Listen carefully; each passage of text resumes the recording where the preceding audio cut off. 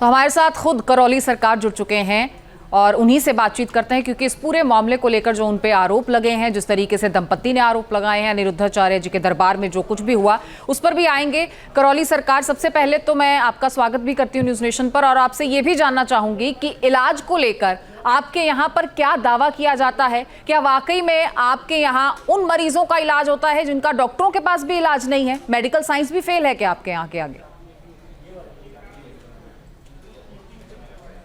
नमस्कार। पहली बात तो ये है कि जो आरोप लगाए जा रहे हैं, वो जो आरोप लगाने वाली जो महिला है वो कहाँ, उसको लाइए मेरे साथ।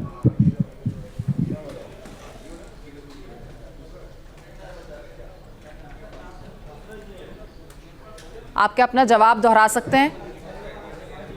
मैंने ये कहा कि ये आरोप कौन लगा रहा है? एक महिला हैं जो एक भक्त के तौर पर अनिरुद्धाचार्य के दरबार में पहुंचती हैं। नहीं जी। वो आरोप बिल्कुल नहीं लगा रही है।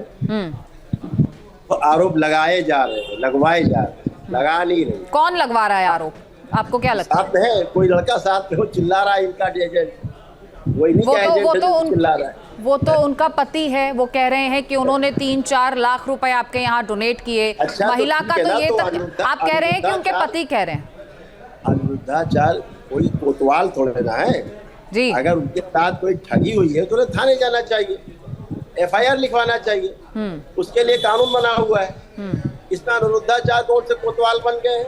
जी। ये कहाँ से कोतवाल हो गए? कब से कोतवाल हो गए?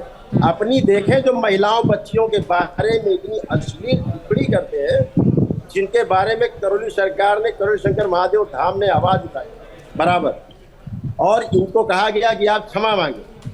ये प्रतिशोध में आकर के इस तरह के अनर्गल आरोप लगवा रहे हैं, तो ये आरोप उचित नहीं है। दरबार में, हमारे दरबार में कोई चिकित्सा नहीं होती है, पहली बात जी। दरबार में जो रोगों का कारण है, जो पितरों की समस्याएं हैं, पितृ मुक्ति के लिए अनुष्ठान होते हैं, स्मृतियों से उनकी मुक्ति के लिए अनुष्ठान होते हैं, जप तप अनुष्ठान, पूजा पाठ सभी कुछ होता है, और वो दरबार के ब्राह्मण कराते हैं जी।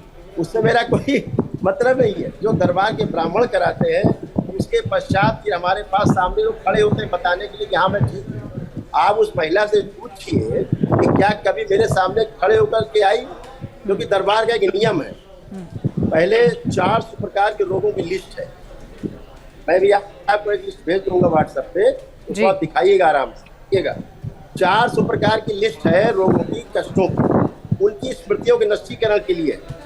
वह रोग एक ही दिन में समाप्त होते हैं। मैं फिर आपके चैनल पे बहुत गंभीरता पूर्वक आपसे कहना चाह रहा हूँ, पूरे देश नहीं पूरे विश्व से कहना चाह रहा हूँ, यही तो मैं कहना चाह रहा हूँ। और अनिरुद्धाचार्य जैसे लोगों से मैं कहना चाह रहा हूँ कि सभी लोग उनके जैसे जिनको भी शंका हो, दरबार की ओर से 1 करोड़ रुपए का इनाम है अगर गलत साबित करते। 1 करोड़ रुपए का इनाम दरबार की ओर से, अगर वो गलत साबित करते दरबार खुलेआम तैयार है। 400 प्रकार के रोगों की पूरी लिस्ट है, श्रृंखला है, अभी हम आपको व्हाट्सएप पर सेंड करेंगे। अगर उनमें से एक भी कष्ट रह जाए तो दरबार उसी दिन बंद। ये हिंदू संस्कृति का सबसे अनूठा प्रयोग हुआ है। इस सनातन पद्धति में सबसे वैदिक प्रक्रिया का अनूठा एक प्रयोग हुआ है, जिसका अनुसंधान सफलतापूर्वक हुआ है कि एक दिन में ही 400 प्रकार के रोगों की, कष्टों की स्मृतियां नष्ट हो जाती हैं, जिससे बचते नहीं।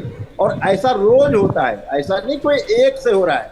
लाखों लोगों की लिस्ट हमारे पास है, लाखों लोग, यानी 4000 रोगों का इलाज एक दिन में हो जाता है, आप ये कह रहे हैं? 400 प्रकार के कष्टों की नकारात्मक रोगी स्मृतियां एक दिन में ही समाप्त। लेकिन अनिरुद्धाचार्य तो अपने दरबार में उस दंपति को ये सलाह देते हैं कि आपको बाबाओं के पास नहीं जाना चाहिए, आप वहां पर ठगे जाएंगे, आपको डॉक्टर के पास जाना चाहिए अगर आपको कोई समस्या है, तो कोई बीमारी है। वो अपनी बुद्धि के अनुसार सही कह रहे होंगे, लेकिन मेरा ये कहना है कि दरबार वो लोग आते हैं जिनको डॉक्टर भी ठीक नहीं जहाँ पर हुआ कर पाते, जहाँ उनके लिए औषधि नहीं बनी। आप मैंने तो हमेशा कहा है और मीडिया के दोस्तों से भी कहा है कि आप लोगों को सामूहिक होकर के हमारा परीक्षण लेना चाहिए, मेरा परीक्षण लेना चाहिए। 10-10 मरीज लेके हर मीडिया सेंटर पर उपस्थित होना चाहिए, और इस तरह के जो बाबा लोग हैं जो बकबक कर रहे हैं बैठ करके, केवल बकबक करके लोगों को लूट रहे हैं, इनसे पूछा जाए इनके बोलने से क्या फर्क पड़ रहा है समाज में? इनके बोलने से कैसा करौली सरकार जो उनके वहां इतने भक्त जाते हैं वो तो उन्हें संत मानते हैं, एक बड़ा संत मान के उनके दरबार में कथा सुनने के लिए पहुंचते हैं। गाली सुनने के लिए महिलाओं को, बच्चियों को गाली बकने के लिए सुन जाते हैं वहां लोग। जिन महिलाओं ने इनको कथावाचक बनाया, जिनकी कथा सुन करके महिलाएं बैठती इनके यहाँ घंटों, जिससे कथावाचक कहलाते हैं, उन्हीं को ये अश्लील शब्दों से परोस रहे हैं। टेस्ट ड्राइव जैसे शब्द बोलते हैं, ये टेस्ट ड्राइव करते हैं, मुंह मारती हैं लड़कियां। ये किस तरह की भाषा है? ये कथावाचक की भाषा है इनकी, इन्हें शर्म आना चाहिए। फिर वो माफी भी मांग लेते हैं, ठीक है ना, थूक के चाटना जिसकी आदत है चाटे। लेकिन करौली शंकर महादेव धाम की बात एकदम निराली है, एकदम अनोखी है। दरबार का अनुसंधान है, वैदिक संस्कृति का हमारा अनुष्ठान है। वैदिक प्रक्रिया करके व्यक्ति 400 प्रकार के कष्ट है जिनसे एक दिन में मुक्ति पाता है, उनकी नकारात्मक। लेकिन संत समाज का इस तरीके से आमने सामने आना, क्या समाज में ये गलत संदेश नहीं जाता है? ठीक है ना, ये तो इनको समझना है। मैंने तो इनसे इतना कहा था केवल, आपने जो अश्लील शब्द बोले हैं उनको आप एक लाइन बोलिए कि मुझसे गलती से निकल गया और मैं क्षमा मांगता हूँ समस्त नारी समाज से। तो आप माफी की मांग कर रहे हैं उनसे? यस, बिल्कुल कहता हूँ मैं उनसे। और वो ऐसा नहीं कि मुझे प्रिय नहीं है, अनिरुद्धाचार्य जी बहुत प्रिय है, लेकिन मेरा कहने का आशय ये है, प्रिय होने का अर्थ नहीं कि आप गलत बोलेंगे तो आपको समर्थन करेंगे। तो क्या आप अपने प्रिय से कभी मिले हैं, कभी मुलाकात हुई है?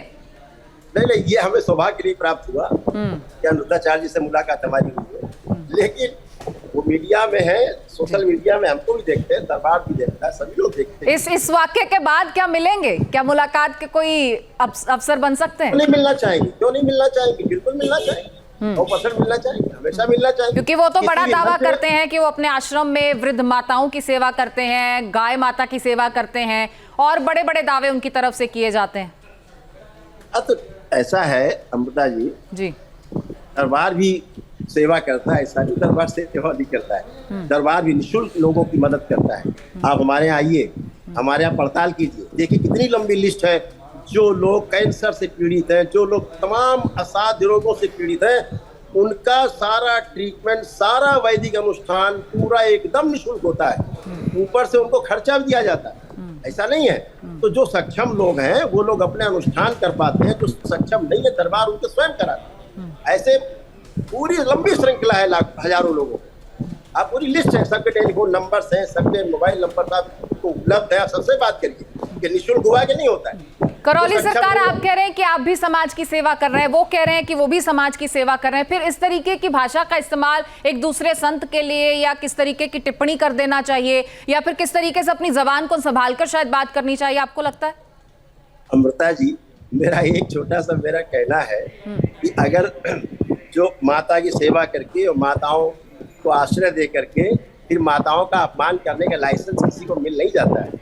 ये लाइसेंस नहीं मिलता है आपको कि आप माताओं की सेवा करें फिर माताओं का अपमान भी करें, ऐसा नहीं है, ये उचित नहीं है, इससे बचना है। और मेरा सिर्फ इतना कहना है कि जो महिला ने इनके यहाँ खड़े होकर आरोप लगाया, वो इन्होंने प्री प्लान करके और सारा ये प्रस्तुत किया है। जो यानी आपको लगता है कि ये गौरी गोपाल आश्रम की तरफ से प्री प्लान किया गया था? यस, बिल्कुल प्री प्लान। आप वीडियो के देखकर समझ सकते हैं प्री प्लान।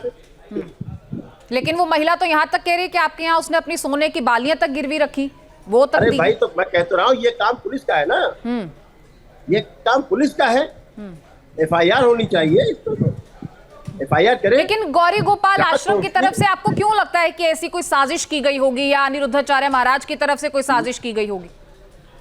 मैंने नारियों के सम्मान पे तुमसे केवल प्रश्न उठाया कि आप ऐसा मत करें, ऐसा मत बोलो, ठीक है? ये जो कह रहे हैं टेस्ट ड्राइव करके, टेस्ट ड्राइव कर, तो क्या इनकी पत्नी भी टेस्ट ड्राइव करके आई, क्या स्वीकार करेंगे? इनके बच्चे भी हैं, क्या कल वो टेस्ट ड्राइव करेंगे? उससे बचने का क्या तरीका है इनके पास? इनके पास कोई उपाय है? उपाय समाधान की बात करें, प्रश्न उठाने का हक उसी को है जो समाधान प्रस्तुत करे। ये बिना समाधान के बात करते हैं और इनको केवल सुर्खियों में बने रहना है। दरबार सुर्खियों में नहीं रहना चाहता, दरबार अपना निष्ठा से अपने कार्य को कर रहा है। गरीब परिवार, पीड़ित परिवार, उनकी दरबार सेवा कर रहा और करता रहेगा। हमारे यहाँ दरबार में बिल्कुल होती है सेवा, लेकिन इस तरह की सेवा नहीं होती कि हवाबाजी होती है दरबार में। दरबार में सीधा कहा जाता है आप अपना वैदिक अनुष्ठान कर पाए तो कर पाए, नहीं कर पाए तो दरबार की पूजा पाठ करके आप उनके वीडियोस देख करके और घर में ही प्रार्थना संकल्प से अपने स्वस्थ होते हैं। हर सप्ताह 2 संकल्प कराए जाते हैं निःशुल्क, पूरी दुनिया में कराए जाते हैं दरबार से, और लोग निःशुल्क संकल्प करके ठीक स्वस्थ हो जाते हैं जी। तो दरबार कहता है अपनी वैदिक अनुष्ठान, अपनी वैदिक प्रक्रिया कर सकते हैं तो कर ले। आप अपने ही प्रार्थना और संकल्प से अपनी आस्था विश्वास श्रद्धा के तहत स्वस्थ होते हैं। दूसरा कोई तरीका स्वस्थ होने का नहीं है। स्वस्थ होने का तरीका आपका अपना ही प्रार्थना संकल्प है, लेकिन वैदिक प्रक्रिया से जो पुण्य आप बिल्कुल करौली सरकार उम्मीद करते हैं कि संत समाज में ये सामंजस्य जो है वो बना रहे आने वाले समय में ही, क्योंकि समाज की भलाई भी इसी में है। और हम उम्मीद करते हैं कि आप जल्द से जल्द न्यूज नेशन के ऑफिस भी आएंगे, यहाँ पर भी खास कार्यक्रम के तहत आपसे खास बातचीत होगी। बहुत शुक्रिया हमसे बातचीत करने के लिए। तो ये थे करौली सरकार, जिन्होंने अपने ऊपर लगे तमाम आरोपों का बेबाकी से जवाब दिया और हर बात खुलकर न्यूज नेशन के दर्शकों तक पहुंचाई है। जहां भक्ति है हर शब्द में, कथाओं में छुपे हैं दिव्य रहस्य और ज्योतिष देता है जीवन को दिशा। धर्म से जुड़ी हर बातों को जानने के लिए हमारे चैनल स्तुति को सब्सक्राइब करें। चैनल पर जाने के लिए इस लिंक पर क्लिक करें।